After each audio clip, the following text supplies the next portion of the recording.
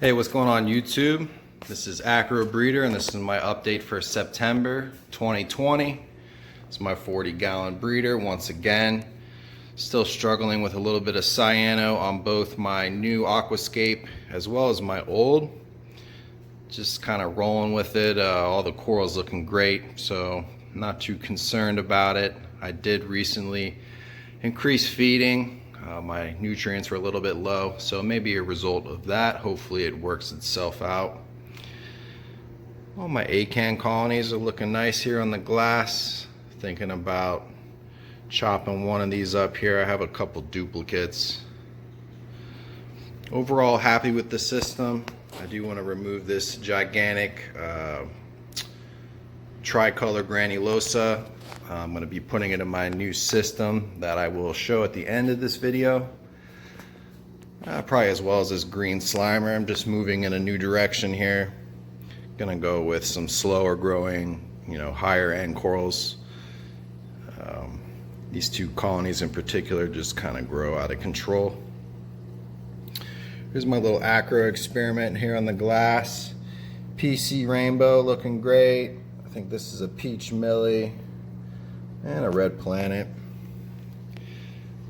Down to a few frags here in the sump.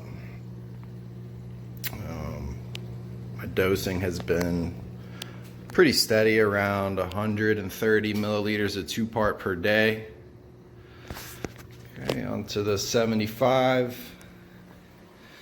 This system's doing much better overall, no cyano issues. Coloration is much better. I'm getting some pretty good growth from my most recent additions here. It's a gold millie, pink lemonade.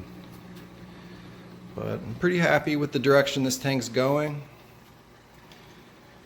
I do intend on breaking down these frag systems underneath the tanks and moving them to an 80-gallon shallow reef that I'm setting up.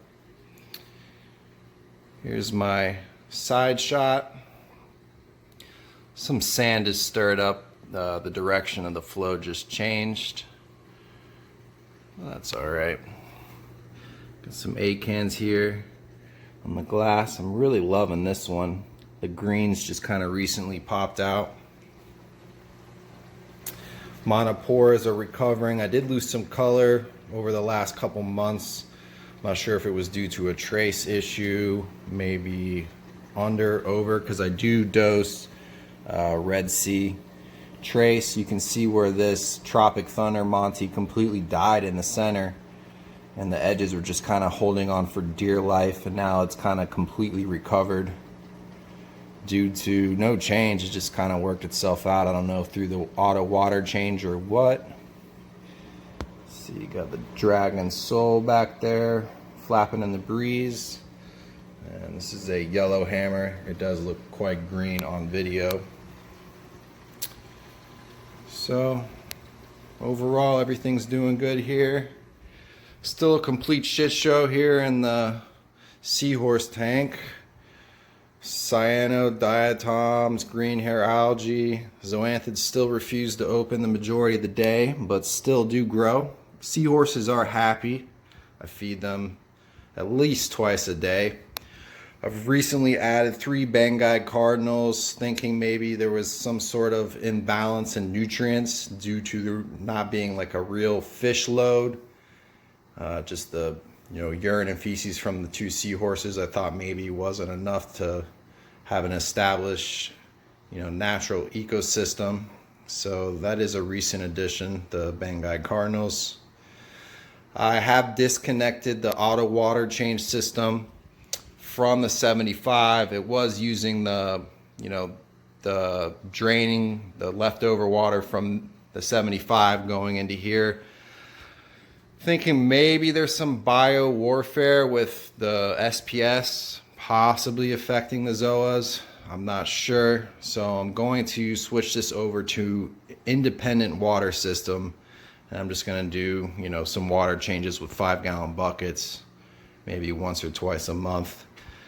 I still have hopes. I mean, you can see some of these zoas are still opening, but it's really been a headache. I mean, I can't really figure it out. I ask a lot of my viewers, a lot of my fellow reefers, and it's just kind of a baffling experience. Oh, one last thing, I do have a gripe with the AI lights. I don't know if they've changed this with their new lights, but on every light I have, the plastic lens, you can see that dot on the dark, purple looking LED to the left. A hole melts in the lens. And I contacted them, and essentially they want you to buy, I think, a $10 lens kit and switch it out. I don't know. For what these lights cost, I feel like 2 years and you're melting holes in the lens. I don't know. It's kind of a janky setup for me. I feel like they could have at least sent out some free lenses. I don't mind doing the work and replacing them, but with the lens being melted like that and a hole, first of all, salt, mist is going to be getting in the hole, and then I'm sure it's affecting the amount of UV reaching the tank, it being all kind of crazed, cracked, and having a hole melted in it. So just a thought there. Hopefully their new lights, they maybe went with a glass lens, but I'm not sure. All right, that's all I got this month. Sorry I missed last month. Just enjoying summer, doing a lot of boating and fishing. All right, until next time, signing off. Picked up this 80-gallon shallow tank on a frag trade. I got it all scraped, cleaned up, ready to go. Nice, beautiful day here. I've made the decision of adding a frag tank to my collection. I'm tired of working out of the sumps below my 40 breeder and my 75. Got some AC going here temporarily in the garage to make this project a little more bearable here in the South Florida heat. It's in the 90s. This is what I got so far. I gotta do some painting today. Just basic 2x4 construction.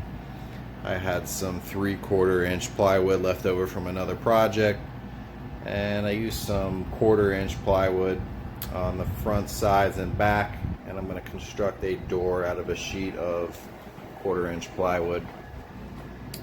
I use wood glue between the plywood and the 2x4s for added rigidity. I've caulked the inside of the bottom to kind of add like a little overflow tray for the sump if there's any overflows in the future. I use some leftover baseboard that I have in my house to kind of give it a clean look, and some basic corner trim. It's going to be an 80-gallon frag setup. It's an 80-gallon shallow. The dimensions are 4 feet by 2 feet by, I believe, 16. It's got a corner overflow. I'm going to try to find either a used 40 or a sump for my filtration. And I picked up recently a 4-bolt T5 fixture for lighting.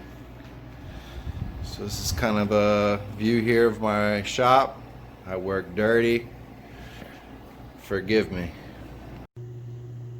This is where I'm at on my 80-gallon shallow that I'm going to use to hold frags, make them easier to maintain, clean, and view, as well as colonies are removed from my SPS systems.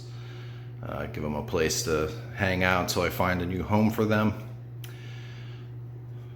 So I'm pretty happy with the fit and finish here. Overall, the stand cost me about $100. I had a lot of leftover building materials from remodel projects on my home. Just really had to buy a few 2x4s and trim. Picked up a used 40-gallon breeder on OfferUp. Called up the glass shop yesterday and ordered a few 1/4 inch clear plate glass panels to be cut. I'm gonna silicone them in place as baffles. I've ordered a CJ 3.0 for the return. I'm gonna do soft return plumbing, hard drain. I also ordered a Curve 5 Elite for a protein skimmer. I got a AI Prime here I got on sale when they came out with the 16s. I'm gonna use in the sump thinking about growing anemones in here.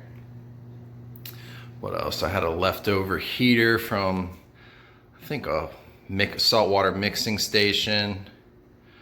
What else do I got? Oh, I got a Jabajo gyre style pump from the 40 breeder. I ordered a new one thinking this one was broken, but it just needed a hard cleaning. Got some leftover ceiling mount equipment. I'm gonna kind of jerry rig that here. Other than that, I got an Inkbird temperature controller coming. That's pretty much where I'm at. Thinking about maybe building a door, just like a one-piece panel with some trim around the edges, but I'm not in a rush. I could do that later down the road. So other than that, I just need to order maybe some egg crate for the bottom and a bucket of salt, and I should be good to go. One last thing, I got this 4-bulb T5 fixture for like 50 bucks. It did come with old bulbs, so I need to order some ATI bulbs. I'm probably gonna do 2 blue, an actinic, and a Coral Plus. All right, the addiction continues. Tank number 4.